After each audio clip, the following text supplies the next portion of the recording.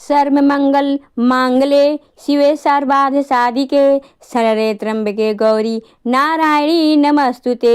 ओम दुर्गे दुर्गाए नमः। आज की कथा में आप सभी भक्तों का हार्दिक स्वागत है। माँ जगदम्बा सदैव अपनी कृपा आप पर बनाए रखे। आज है 7 मार्च 2026, दिन है शनिवार और आज आप सुनेंगे चैत मास की कथा का तीसरा अध्याय। कल का अध्याय सुनने के लिए आप सभी भक्तों का बहुत बहुत आभार। और अब भगवती जगदम्बा का ध्यान करके आज की पावन कथा का प्रारंभ करते हैं। आज की कथा में आप सुनेंगे श्रीमद् देवी भागवत पुराण की श्रवण विधि। श्रोताकर्ता के लिए पालनीय नियम और श्रवण करने का फल तथा महात्म का वर्णन। ऋषियों ने कहा, हे महाभाग सूत जी, हम लोगों ने श्रीमद् देवी भागवत का महत्व तो सुन लिया, अब इस पुराण के श्रवण की विधि सुनना चाहते हैं।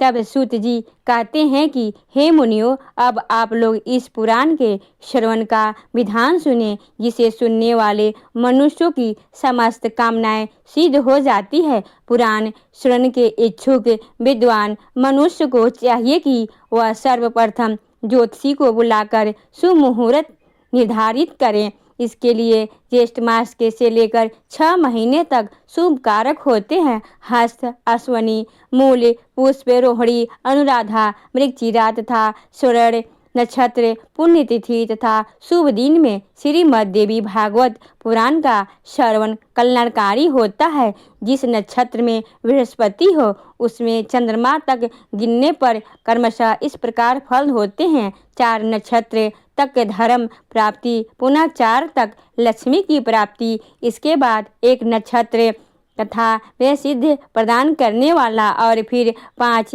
नक्षत्र परम सुख की प्राप्ति कराने वाला, बाद में 6 नक्षत्र पीड़ा करने वाले और उसके बाद 4 नक्षत्र राजभय उत्पन्न करने वाले और इसके बाद 3 नक्षत्र ज्ञान प्राप्ति में सहायक होते हैं। पुराण श्रवण के आरंभ में शिवोक्ति चक्र का शोधन कर लेना चाहिए और देवी की प्रसन्नता के लिए इसे चारों नवरात्रों में सुनना चाहिए अथवा तिथि, वार और नक्षत्र पर सम्यक विचार करके यह पुराण अन्य मासों में भी सुना जा सकता है। विवाह आदि से जिस प्रकार उत्साह पूर्वक तैयारी की जाती है, उसी प्रकार नवाह यज्ञ के अवसर पर भी बुद्धिमान मनुष्यों को प्रयत्नपूर्वक सामग्री आदि की तैयारी करनी चाहिए।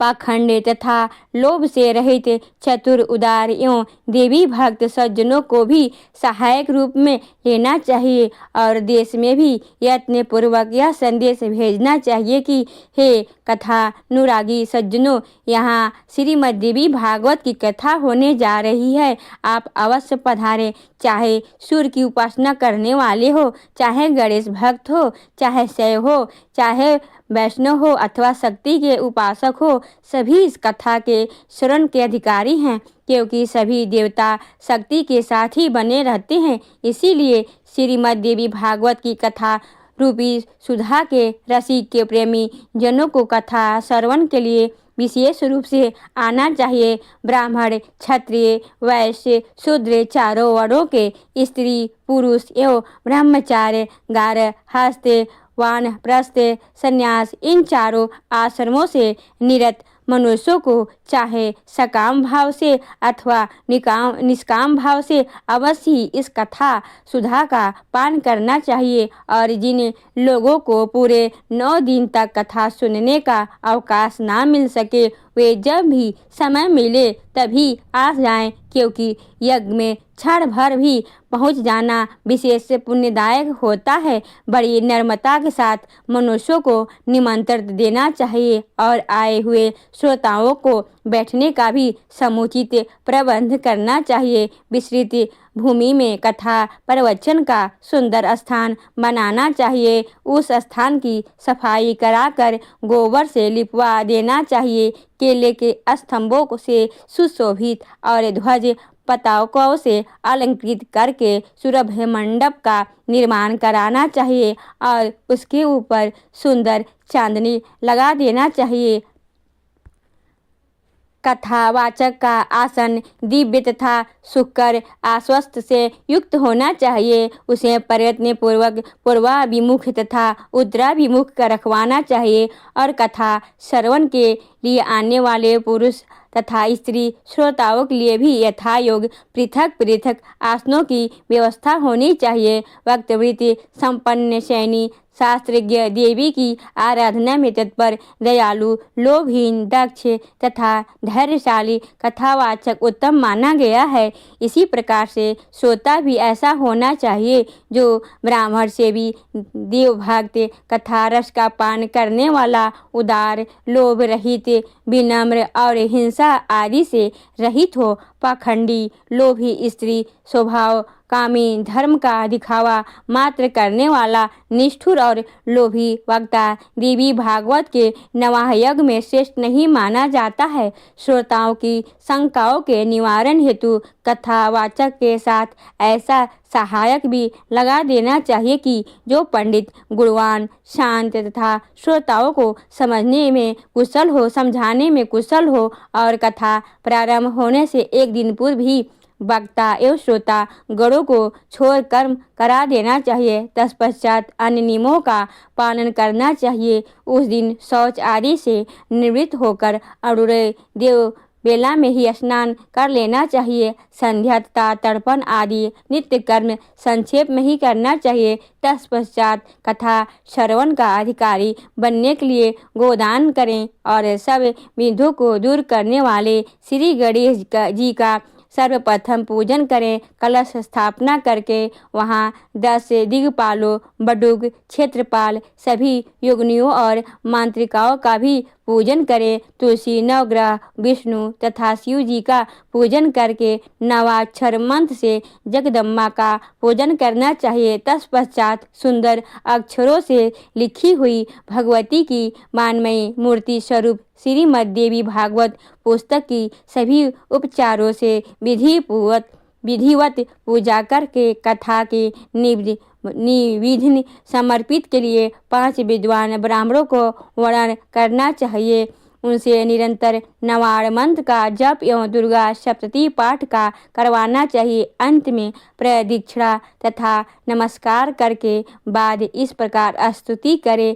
हे कल्याणमयी, हे महामाई, हे भुवनेश्वरी, हे कृपा माई, हे भवानी, मैं संसार सागर में डूब रहा हूँ, मेरा उद्धार कीजिए। तथा हे ब्रह्मा, विष्णु, महेश से पूजनीय माता जगदम्बे, मेरे ऊपर प्रसन्न होइए। हे देवी, आप मुझे मनवांछित वर प्रदान कीजिए। आपको बार बार प्रणाम है। इस प्रकार प्रार्थना करके स्वस्थ चित्त होकर कथा सुने। उस समय संयत चित्त होकर वक्ता को साक्षात व्यास समझकर विधिवत उनकी पूजा करें और वस्त्राभूषण तथा माला आदि पहनाकर उनसे प्रार्थना करें। समस्त शास्त्र तथा पुराण इतिहास के ज्ञाता हे व्यास जी, आपको नमस्कार है। आप कथा रूपी चंद्रमा की ज्योति से हमारे अंतकरण के अंधकार समूह को नष्ट कीजिए। इसके बाद नवाह के नियमों का व्रत लें और ब्राह्मणों का यथाशक्ति पूजन करके पहले उन्हें यथा स्थान बिठा दे। तत्पश्चात स्वयं भी अपने आसन पर बैठ जाएं और तब सावधान मन से चारों पुरुषार्थ, धर्म, अर्थ, काम एवं मोक्ष फल को प्राप्त के लिए पुत्र, कलश, धन धान्य तथा गृह की चिंता छोड़कर कथा सुने। विद्वान वक्ता को चाहिए कि वह सूर्योदय से आरंभ करके पुनः दोपहर में 2 घड़ी विश्राम करके सूर्यास्त के कुछ समय पहले तक कथा वाचन करे और मलमूत्र के वेग को रोकने के लिए स्वल्प आहार उत्तम होता है। कथार्थी को दिन रात में केवल एक बार हरि शिवायण का भोजन करना चाहिए, ठीक होता है, अथवा फलाहार करे। या केवल दूध घी के आहार पर ही रहे। बुद्धिमान को चाहिए कि ऐसा आहार ग्रहण करे जिससे कथा में किसी प्रकार की बाधा ना हो। हे द्विजगण, अब मैं कथा श्रवण में निष्ठा रखने वाले के नियम बताता हूँ। जो लोग ब्रह्मा, विष्णु और शिव को भेद दृष्टि रखते हैं, देवी की भक्ति से रहित हैं, जो पाखंडी, हिंसक तथा दुष्ट हैं और जो ब्राह्मणों के द्वेष रखने वाले तथा नास्तिक हैं, वे कथा श्रवण के योग्य नहीं है।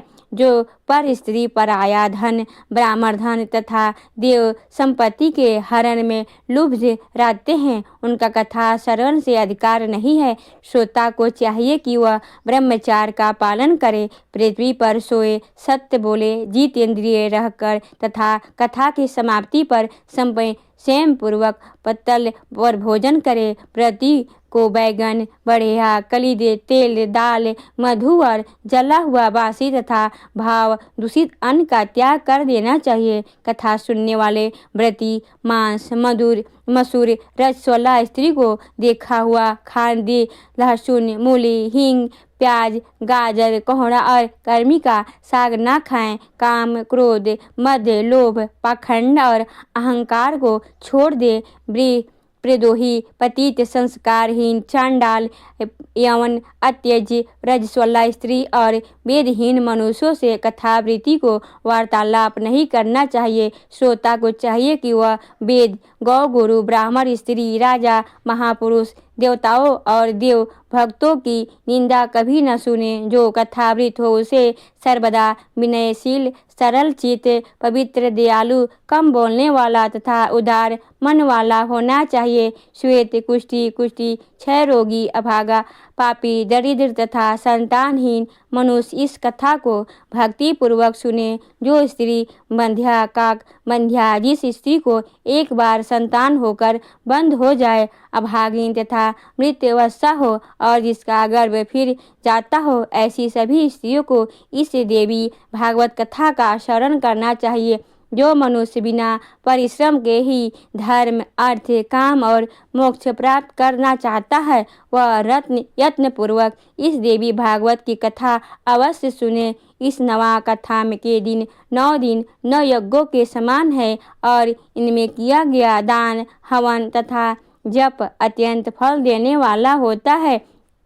इस प्रकार नवा व्रत करके उसका उद्यापन करना चाहिए और फल की कामना करने वाले पुरुष को महाअष्टमी व्रत के उद्यापन की भांति ही नवा व्रत का उद्यापन करना चाहिए। निष्काम व्यक्ति कथा के शरण मात्र से ही पवित्र होकर मुक्ति पा जाते हैं, क्योंकि परा भगवती जगदम्बा मनुष्यों को भोग और मोक्ष सब कुछ देने वाली है। पुस्तक और कथावाचक दोनों की प्रतिदिन पूजा करनी चाहिए और वक्ता द्वारा दिया हुआ प्रसाद प्रतिदिन भक्ति पूर्वक ग्रहण करना चाहिए।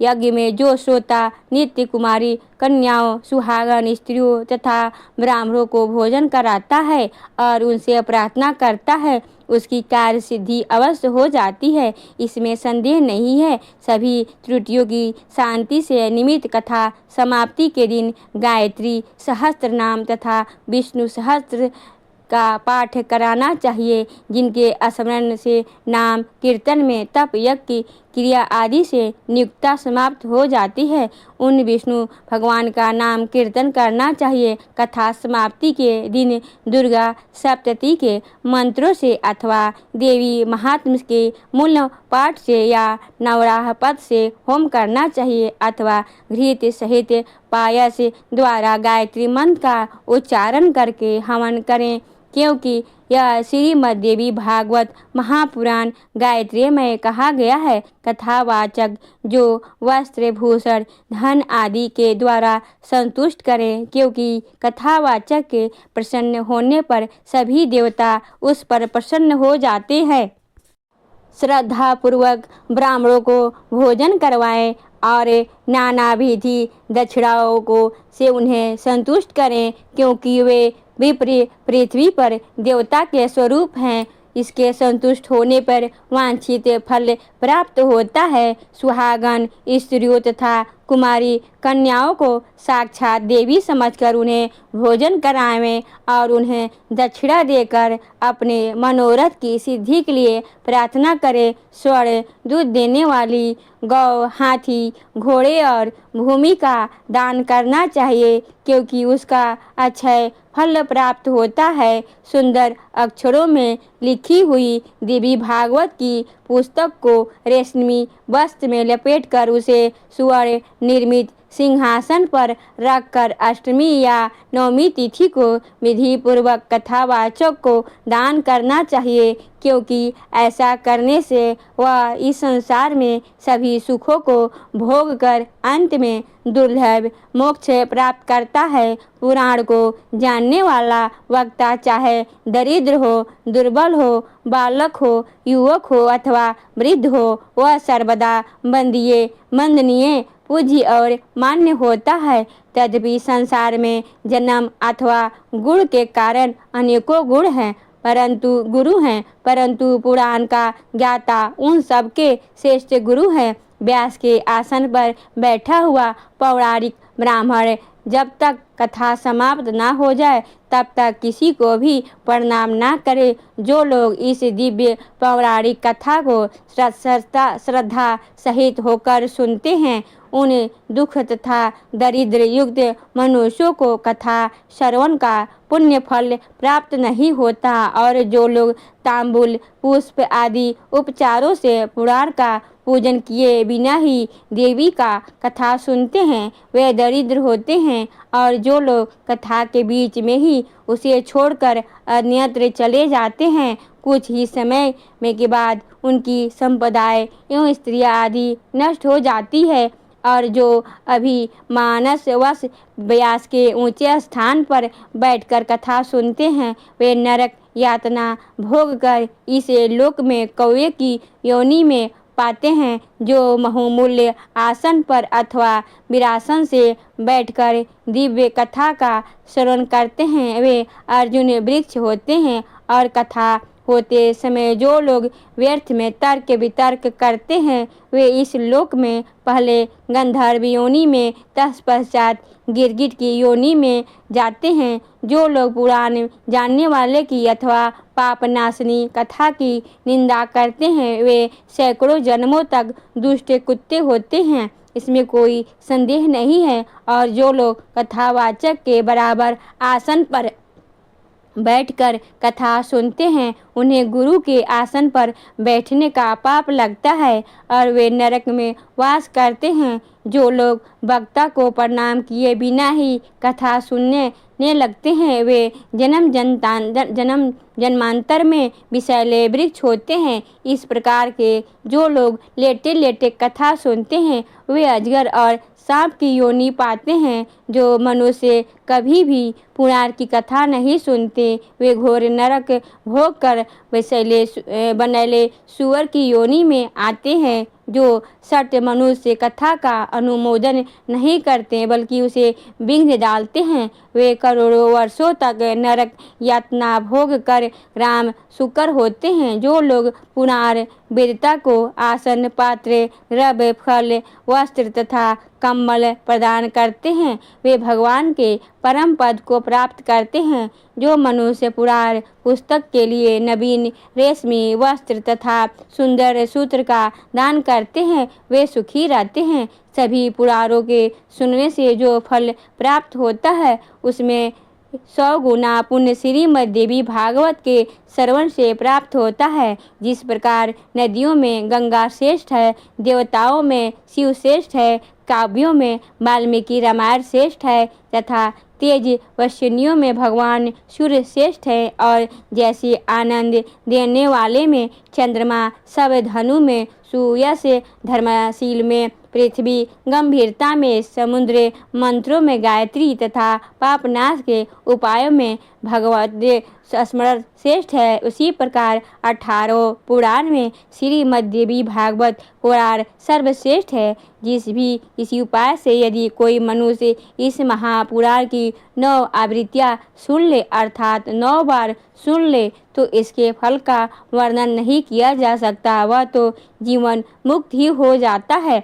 किसी शत्रु राजा से भय होने पर, महामारी के समय, अकाल पड़ने पर अथवा राष्ट्रभंग के अवसर पर उसकी शांति के लिए यह पुराण अवश्य सुनना चाहिए। हे विप्रो, भूत प्रेत आदि के शयन के लिए, शत्रु के राज्य प्राप्त करने के लिए और पुत्र प्राप्ति के लिए श्रीमद् देवी भागवत का श्रवण करना चाहिए। जो देवी भागवत के आधे श्लोक या चौपाई श्लोकों को भी प्रतिदिन सुनता है या पढ़ता है, वह परम गति को प्राप्त होता है। स्वयं भगवती जगदम्बा ने इस पुराण को सर्वप्रथम केवल आधे श्लोक में ही प्रकाशित किया, वहीं बाद में शिष्य प्रशिष्यों के द्वारा देवी भागवत के रूप में विस्तृत कर दिया गया। गायत्री से बढ़कर ना कोई धर्म है, ना तप है, ना कोई देवता है और ना कोई मंत्र है। भगवती अपना गुणगान करने वालों की रक्षा करती हैं, इसी कारण से इन्हें गायत्री कहा जाता है। भगवती गायत्री इसी पुराण में अपने रहस्यों सहित विराजित हैं। अतः भगवती को प्रसन्न करने वाले इस देवी भागवत की 16वीं कला के समान अन्य महापुराण नहीं हो सकते। श्री देवी भागवत पुराण अत्यंत निर्मल है, जो ब्राह्मणों को अमूल्य धन है और जिसमें स्वयं धर्म पुत्र नारायण ने पवित्र धर्म का वर्णन किया है। इसमें श्री गायत्री देवी का रहस्य और मणिद्वीप का समग्र वर्णन किया गया है। साथ में इसमें हिमालय के प्रति स्वयं भगवती द्वारा कही गई देवी गीता विद्यमान है। इसी कारण हे विप्रो, इस महापुराण के सदृश दूसरा कोई उत्तम पुराण इस लोक में नहीं है। अतः आप लोग सदा इस देवी भागवत पुराण का भली भांति सेवन करें, जिनके संपूर्ण प्रभाव को ब्रह्मा, विष्णु, शिव तथा भगवान शेष भी भली भांति नहीं जानते, जबकि वे इन्हीं के ही अंशज हैं। फिर तब दूसरे देवता उन्हें कैसे जान सकेंगे। उन भगवती जगदम्बा को मेरा निरंतर प्रणाम है, जिनके चरण कमलों की धूलि पाकर ब्रह्मा समस्त संसार की रचना करते हैं। भगवान विष्णु निरंतर पालन करते हैं और रुद्र संहार करते हैं। दूसरे किसी उपाय से अपना कार्य करने में समर्थ नहीं हो सकते। ऐसी उन भगवती जगदम्बा को मेरा सत प्रणाम है। अमृत सागर के तट पर कल वृक्ष की वाटिका से सुशोभित मणिद्वीप से स्थिर बहुवर विचित्र चिंतामणिमय भवन में तथा परम शिव के हृदय में विराजमान रहने वाली और मंद मंद मुस्कान युक्त मुखमंडल वाली जगदम्बा का ध्यान करके मनुष्य सांसारिक सुखों का उपभोग करता है और अंत में निश्चय ही मोक्ष प्रदान करता है। इसी प्रकार ब्रह्मा, विष्णु, शिव, इंद्र आदि देवताओं एवं समस्त महर्षियों द्वारा पूजित मणिद्वीप निवासिनी वे भगवती संसार का कल्याण करती रही। श्रीमद् देवी भागवत पुराण में अब तक आपने सुना देवी भागवत पुराण का महात्म और इसे शरण करने की विधि, और अब आप सुनेंगे महर्षि शौनक का सूत जी श्रीमद् देवी भागवत पुराण सुनाने की प्रार्थना करना, जो सर्व चेतना स्वरूप आदि शक्ति तथा ब्रह्म विद्या स्वरूपनी भगवती जगदम्बा में उनका हम ध्यान करते हैं, वे हमारी बुद्धि को प्रेरणा प्रदान करें। शौनक बोले, हे पुरुषों में श्रेष्ठ तथा भाग्यवान सूत जी, आप धन्य हैं, क्योंकि संसार में अत्यंत दुर्लभ पुराण ताओं का आपने भली भांति अध्ययन किया है। हे पुण्य तेमय, हे मानद, आपने कृष्ण देवपायन व्यास रचित 18 महापुराणों का सम्यक अध्ययन किया है, जो पंचलक्षणों से युक्त तथा गूढ़ रहस्यों से समुचित है। जिनका आपने सत्यवती पुत्र व्यास जी से ज्ञान प्राप्त किया है। हमारे पुण्य से ही आप इस उत्तम मुनियों के निवास योग्य दिव्य पुण्य पद तथा कली के दोषों से रहित क्षेत्रों में पधारे हुए हैं। हे सूत जी, मुनियों का यह समुदाय परम पुण्यदायिनी पुराण संहिता का श्रवण करना चाहता है। अतः आप सम्मानित हित चित्त होकर हम लोगों से उनका वर्णन कीजिए। हे सर्वज्ञ, आप तीनों लोकों तापों वैदिक दैविक भौतिक से रहित होकर दिव्य जी हो। हे महाभाग्य ब्रह्मा प्रतिपादक देवी भागवत महापुराण का वर्णन करे। हे सूत जी, जो मनुष्य शरीरीय होते हुए भी केवल जिह्वा के स्वाद में ही लगे रहते हैं और पुराणों की कथाएं नहीं सुनते, वे निश्चित ही अभागे हैं। जैसे कि इस रस के स्वाद के जिह्वा को आह्लाद होता है, वैसे विद्वानों के वचनों से कर्णीय का भी आनंद प्राप्त होता है। जब कर्णहीन सर्प भी मधुर ध्वनि सुनकर मोहित हो जाते हैं, तब भला कर्णयुक्त मानव यदि कथा नहीं सुनते तो उन्हें बधिर क्यों न कहा जाए। अतः हे सौम्य सम्मानित हिचित होकर कथा सुनने की इच्छा से सभी द्विजगण कली काल के भय से पीड़ित होकर इस नैमिषारण्य से उपस्थित है। इसकी भी कथा जिस किसी भी प्रकार से समय जो बीतता है ही रहता है, किंतु मूर्खों का समय व्यर्थ के दूषणों से बीतता है और विद्वानों का समय शास्त्रों से चिंतन से जाता है। शास्त्र में विचित्र प्रकार के तर्क वितर्क से युक्त है। पुराण 3 प्रकार के और शास्त्र विविध प्रकार से है, जो नाना विधि वाद विवाद तथा छल प्रपंच युक्त है और अहंकार तथा अमरस उत्पन्न करने वाले हैं। वे अनेकों अर्थवाद तथा हेतुवाद से युक्त है और बहुत विस्तार वाले हैं। उन शास्त्रों में वेदांत शास्त्र सात्विक मीमांसा राजस तथा न्याय शास्त्र तामस कहा गया है, क्योंकि यह हेतुवाद से परिपूर्ण है। इसी प्रकार हे सौम्य, आपके द्वारा कहे गए पुराण कथा भेद से 3 गुणों वाले तथा 5 लक्षणों से समन्वित है। आपने यह भी बताया है कि उन पुराणों में यह श्रीमद् देवी भागवत पुराण 5वां पुराण है, पवित्र है, वेद के समान है और सभी लक्षणों से युक्त है। उस समय आपने प्रसंगवश अत्यंत अद्भुत मुमुक्षु जनों के लिए मुक्तिप्रद मनोरथ पूर्ण करने वाले, धर्म के रुचि उत्पन्न करने वाले जिस पुराण को संक्षेप में कहा था, उस उत्तम पुराण को विस्तार पूर्वक कहिए।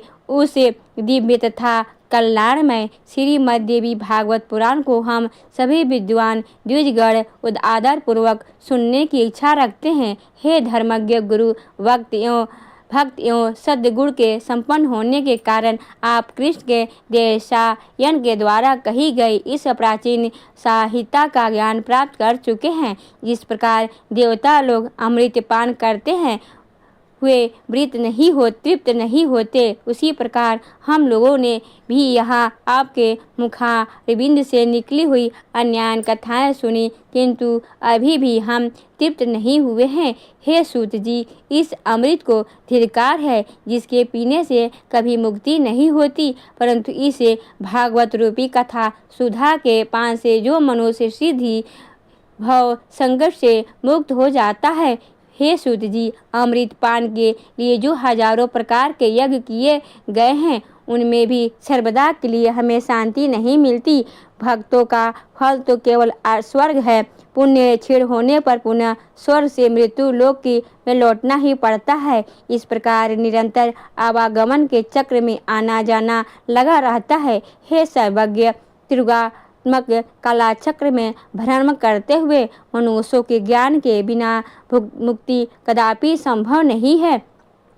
इसीलिए सब प्रकार से रसों से परिपूर्ण तथा पुण्यप्रद श्रीमद् देवी भागवत पुराण के कहिए, जो पवित्र मुक्तिदायक गोपनीय तथा मुमुक्ष जनों के सर्वदा प्रिय है। सूत जी बोले, हे मुनि जनों, मैं धन्य और महान भाग्यशाली हूँ, जो आप महात्माओं ने वेद विशुद्ध तथा अत्यंत पुण्यव्रत श्रीमद् देवी भागवत महापुराण के संबंध में प्रश्न करके मुझे पवित्र बना दिया। इसीलिए मैं सभी वेदों के तात्पर्य से युक्त सभी शास्त्रों और आगमों से रहस्य रूप सर्वोत्तम श्रीमद् देवी भागवत पुराण को आप लोगों से कहता हूँ। आप ध्यान पूर्वक कहिए। हे द्विजगण, ब्रह्मा विष्णु महेश से सेवित स्तुति पयन मुनि जनों के सतत ध्यान करने योग्य तथा युगनियों को मुक्ति देने वाले भगवती के सुंदर एवं कोमल चरण कमलों से कमलों के प्रणाम करके मैं अब इस उत्तम पुराण का भक्ति पूर्वक विस्तार से वर्णन करूँगा, जो सभी रसों से युक्त शोभा संपन्न सभी रसों का निधान एवं श्रीमद् देवी भागवत के नाम से प्रसिद्ध है। ओम नमः चंडिकाय। आज की कथा का यहीं पर समापन करती हूँ। इसके आगे का अध्याय आप कल की कथा में सुनेंगे। और अब आप सुनेंगे श्री देवी दुर्गा कवच। सबसे पहले विनियोग है। ओम नमः चंडिकाय। माँ दुर्गे के चंडी रूप को हमारा नमन है। यह भगवान ब्रह्मा जी के द्वारा लिखा गया चंडी कवच है। इसमें कुल 56 छंद है। चामुंडा देवता, द्विजबंद देवता, जगदम्बा माता इत्यादि का ध्यान करके हम इस दुर्गा सप्तती के पाठ का प्रारंभ कर रहे हैं। मार्कंडेय जी पितामह ब्रह्मा जी से कह रहे हैं कि हे भगवान ब्रह्मा, जो इस विश्व के गोपनीय है, वह रहस्यपूर्ण है तथा जो सभी की रक्षा करता है और हमें अधर्म से बचाता है, साथ ही जिसे आपने अभी तक किसी को दिखाया भी नहीं है, ऐसा कोई साधन या उपाय बताइए। मार्कंडेय जी ने इस प्रश्न पर भगवान ब्रह्मा कहते हैं कि उस साधन का नाम तो देवी कवच ही है, जो इस विश्व में अत्यधिक गोपनीय है। वह देवी कवच सभी का कल्याण करने वाला, पवित्रता और पुण्य देने वाला है। आपको इसी का ही जाप करना चाहिए, इससे ही आपका उद्धार होगा। माँ दुर्गा की 9 मूर्तियाँ हैं। माँ दुर्गा का प्रथम स्वरूप है माँ शैलपुत्री, दूसरा स्वरूप है माँ ब्रह्मचारिणी, माँ दुर्गा का तीसरा स्वरूप है माँ चंद्रघंटा और चौथा स्वरूप है माँ कुष्मांडा। उनका 5वां रूप है स्कंद माता का ही और 6ठा स्वरूप माँ कात्यायनी है। 7वां स्वरूप है माँ कालरात्रि और 8वां स्वरूप है महागौरी के नाम से प्रसिद्ध है। माँ दुर्गा का 9वां रूप है माँ सिद्धिदात्री। यही 9 दुर्गा के रूप है, जिसे भगवान ब्रह्मा के द्वारा वेदों के माध्यम से बताया गया है।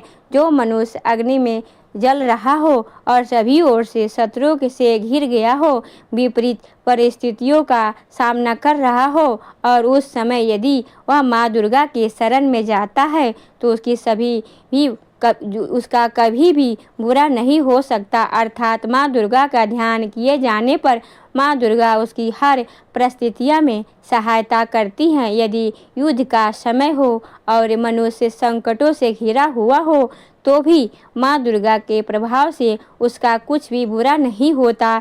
हे माँ दुर्गा उसके दुख, पीड़ा, भय इत्यादि का नाश कर देती हैं। जो भी भक्तगण माँ दुर्गा की भक्ति करता है और माँ दुर्गा अवश्य उन्हें अभय दान देती है। जो कोई भी देवी दुर्गा का ध्यान करता है, माँ दुर्गा उसकी हर प्रकार से रक्षा करती हैं और इस बात में कोई भी संशय नहीं है। चामुंडा माता का वाहन प्रेत है और वे उस पर सवारी करती हैं। बाराही माता का वाहन भैंसा है, इंद्री माता का वाहन हाथी है, तो वही वैष्णवी माता का वाहन गरुड़ है। भगवान शिव की पत्नी व सभी की ईश्वरी माँ पार्वती का वाहन वृषभ है। कुमारी माता का वाहन मोर है। लक्ष्मी माता कमल के आसन पर विराजमान है और उन्होंने अपने हाथों में भी कमल लिया हुआ है। वे भगवान विष्णु को अत्यधिक प्रिय हैं। वृषभ पर बैठी हुई माँ पार्वती का रंग सफ़ेद है। भगवान ब्रह्मा की पत्नी माँ ब्राह्मणी या माँ सरस्वती हंस पर बैठी हुई हैं और सभी प्रकार के आभूषण पहने हुए हैं। इस प्रकार से माता रानी अपने भिन्न भिन्न रूपों में सभी तरह से योग व शक्तियों को ली हुई हैं। उन्होंने कई प्रकार के आभूषण व रत्न पहने हुए हैं, जो उनकी शोभा को बढ़ा रहे हैं। माँ दुर्गा एक रूप अत्यधिक क्रोध में रथ पर बैठा हुआ दिखाई देता है, जो दुष्टों का नाश करने के लिए वे अपने हाथ में शंख, सुदर्शन चक्र, गदा, हल, मूसल इत्यादि लिए हुए हैं। इसके अलावा उन्होंने अपने हाथों में खेडक, तोमर, परशु, पास, त्रिशूल तथा उत्तम कोटि का धनुष भी लिया हुआ है। माँ दुर्गा दैत्यों, दुष्टों का, राक्षसों का नाश कर देती हैं, भक्तों का कल्याण करती हैं तथा देवताओं का सदैव हित करती हैं। इसी उद्देश्य के तहत ही उन्होंने भिन्न भिन्न भांति के अस्त्र शस्त्र लिए हुए हैं। माँ दुर्गा के महारुद्र, प्रलयकारी पराक्रमी, महाशक्तिशाली, अत्यधिक उत्साही तथा भय का नाश कर देने वाले इस रूप को हम सभी नमस्कार करते हैं। माँ देवी के उस प्रलयकारी रूप की ओर देखना भी बहुत मुश्किल है, जो शत्रु का भय बढ़ाने का कार्य करता है। पूर्व दिशा में इंद्री देवी मेरी रक्षा कीजिए। आग्नेय दिशा में अग्नि देवी मेरी रक्षा कीजिए। दक्षिण दिशा में वाराही माता, नैऋत्य कोण में खड़गधारिणी माँ, पश्चिम भाग दिशा में वारुणी देवी और भाग्य कोण में मृगवाहिनी देवी मेरी रक्षा कीजिए। उत्तम दिशा में माँ कुमारी, ईशान कोण में शूलधारिणी, आकाश से अर्थात ऊपर से माँ ब्राह्मणी तथा नीचे अर्थात पाताल लोक से माँ वैष्णवी मेरी रक्षा कीजिए। राक्षसों के शवों को अपने वाहन के रूप में उपयोग में लाने वाली माँ चामुंडा देवी, आप दसों दिशाओं से मेरी रक्षा कीजिए। आगे से माँ जया तथा पीछे से माँ विजया, आप मेरी रक्षा कीजिए। माँ अर्जिता मेरे वाग भाग में और दक्षिण दिशा से अपराजिता देवी मेरी रक्षा करे। मेरी सिर की रक्षा उद्योतनी देवी और माँ उमा मेरे सिर की रक्षा करे, अर्थात उसमें वास करे। आप मेरे ललाट की मालाधारी के रूप में और भवों का यशस्वी रूप में संरक्षण करें। भवों के बीच में त्रिनेत्र के रूप में और नाग की यम घटा के रूप में रक्षा करें। दोनों आँखों के बीच में शंख माग के रूप में और कानों के द्वारा वासनी के रूप में रक्षा करे। मेरे कपाल कालिका के रूप में और कानों के मूल की शाकंभरी देवी रक्षा करे। नासिका की सुगंधा देवी और होठ के ऊपरी भाग की चर्चिका देवी रक्षा करे। होठ के निचले भाग की रक्षा करे अमृत कला देवी और जीभ की सरस्वती देवी रक्षा करे। मेरे दांतों की कुमारी देवी, कंठ की चंडिका देवी, घटिका देवी, चित्रघंटा देवी और तालु की महामाया देवी रक्षा करे। मेरी ठोड़ी की कामाक्षी देवी, वाणी की सर्वमंगला देवी, ग्रीवा की भद्रकाली देवी तथा मेरुदंड की धनुर्धारी देवी रक्षा करे। बाहरी कंठ की नीलगिरवा देवी, कंठ नलिका की नल कबरी देवी, कंधों की खड्गनी देवी और भुजाओं की वज्रधारिणी देवी रक्षा करे। दोनों हाथों की नंदिनी देवी, अंगुलियों की जगदम्बा माता, नाखूनों की शूलेश्वरी देवी और पेट की कुलेश्वरी देवी रक्षा करे। स्तनों की महादेवी, मन की शोक विनाशिनी देवी, हृदय की ललिता देवी और उदर की शूलधारिणी देवी रक्षा करे। नाभि की कामनी देवी, गुहा की गुहेश्वरी देवी, लिंग की पुतना व कामनी देवी तथा गुदा की महिषवासिनी देवी रक्षा करे। कट भाग की भगवती देवी, घुटनों की विश्ववासिनी देवी, जांघों की महाबली देवी रक्षा करे और सभी कामनाओं को पूरा करे। मेरी घुटनों की नारसिंही देवी, पैरों की आगे भाग की तेजस्वी देवी, पैरों की अंगुली की श्री देवी और पैरों के तले की तलवासिनी देवी रक्षा करे। पैरों के नाखूनों के तिष्ठा कराली देवी, केशों के उद्वेशनी देवी, रोम छिद्रों की कोबेरी देवी तथा त्वचा की बागेश्वरी देवी रक्षा करे। माँ पार्वती देवी मेरे रक्त, वास, हड्डियों इत्यादि की रक्षा करे। आंतों की कालरात्रि देवी और पेट की कुटुकेश्वरी देवी रक्षा करे। पद्मनाकोशों की माँ पद्मवासिनी देवी, कफ की चूर्णामणि देवी, नाखूनों की धार ज्वालामुखी देवी और शरीर के संदिग्धों की अभगा देवी रक्षा करे। मेरे वीर की रक्षा करे। माँ भाड़ामणि देवी, छाया की छत्रेश्वरी देवी तथा धर्मधारिणी देवी मेरे अहंकार व मन और बुद्धि की रक्षा करे। हे माँ दुर्गा, आप मेरे प्राणों को उद्यान की समान रूप से रक्षा करे। वज्रहस्ता देवी मेरे प्राणों की रक्षा करे और मेरा कल्याण करे। आप मेरी सभी इंद्रियों, रस, रूप, गंध, शब्द एवं स्पर्श में बसती है। हे नारायणी देवी, आप मेरे सतगुरु, रजगुण और तमोगुणों की रक्षा करें। मेरी आयु की बाराही देवी, वैष्णवी देवी, धर्म, यश की और कीर्ति की लक्ष्मी देवी तथा धन और विद्या की चक्रवर्ती देवी रक्षा करे। इंदिरा देवी मेरे गोत्र की चंडी देवी, मेरे पशुओं की महालक्ष्मी देवी, मेरे पुत्र और भैरवी देवी मेरी पत्नी की रक्षा करे। मेरे पति की सुप्रिया जया देवी और उस मार्ग की क्षेमकरी देवी मेरी देवी, राजा के दरबार में महालक्ष्मी देवी तथा उन सभी निवास करने वाली विजय देवी मेरे भाई की रक्षा करे, मेरी भाई की रक्षा करे। हे माँ दुर्गे, जो भी स्थान या अंग इस देवी कवच में रह गया है और वह अभी भी रक्षा करने योग्य है, तो आप उनकी भी रक्षा कीजिए। आप मेरे पापों का नाश करके मेरा उद्धार कीजिए। माँ दुर्गा की आज्ञा के बिना कोई भी व्यक्ति इस विश्व में एक कदम भी आगे नहीं बढ़ सकता है।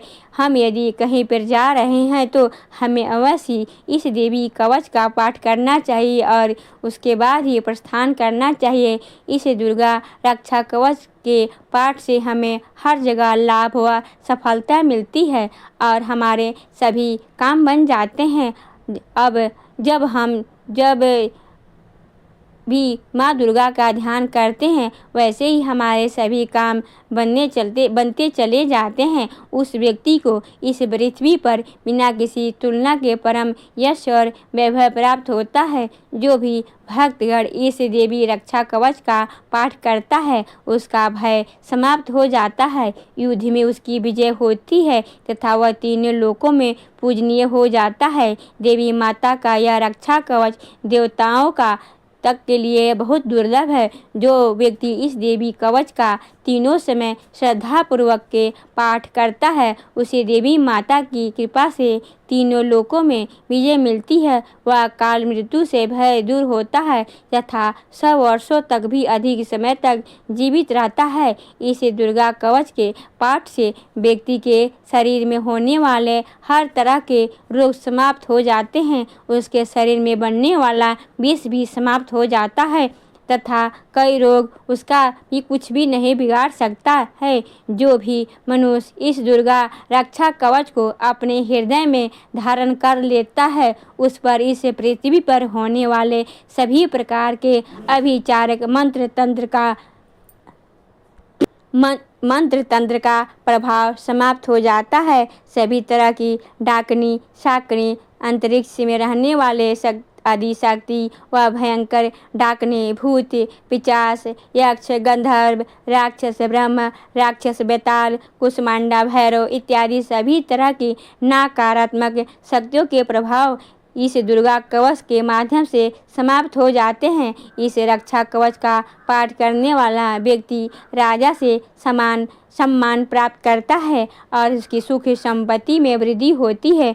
जो भी व्यक्ति इस देवी कवच का पाठ करता है, उसका हर जगह यश बढ़ता है जाता है और जो भी इस कवच का 7 बार जाप करता है, उसका वंश इस पृथ्वी के अंत तक रहता है। इसके पश्चात उसकी मृत्यु हो जाती है, तब वह माँ दुर्गा के आशीर्वाद से परम स्थान को प्राप्त करता है। जो देवताओं को भी अत्यंत दुर्लभ है, उसे महामाया का प्रसाद मिलता है और उसकी मुक्ति हो जाती है। वह माँ दुर्गा के आशीर्वाद से तुरंत सुंदर रूप धारण कर लेता है और भगवान शिव के समान आनंद प्राप्त करता है। श्री देवी दुर्गा कवच संपूर्ण हुआ। अगर आपको आज की यह वीडियो अच्छी लगी हो तो वीडियो को लाइक ज़रूर कीजिए और ज़्यादा से ज़्यादा इस वीडियो को अपने फैमिली फ्रेंड के साथ शेयर कीजिए। चैनल पर पहली बार आए हैं, अगर अभी तक आपने चैनल को सब्सक्राइब नहीं किया है तो आज की वीडियो अगर आपको अच्छी लगे तो चैनल को सब्सक्राइब करके बेल आइकन को ज़रूर प्रेस कर दीजिए। इससे यह होगा कि इस वीडियो पर जो भी नई वीडियो अपलोड होगी उसकी नोटिफिकेशन आपको सही समय पर प्राप्त होगी। मिलती हूँ मैं आपसे अगली वीडियो में, तब तक के लिए जय माता दी।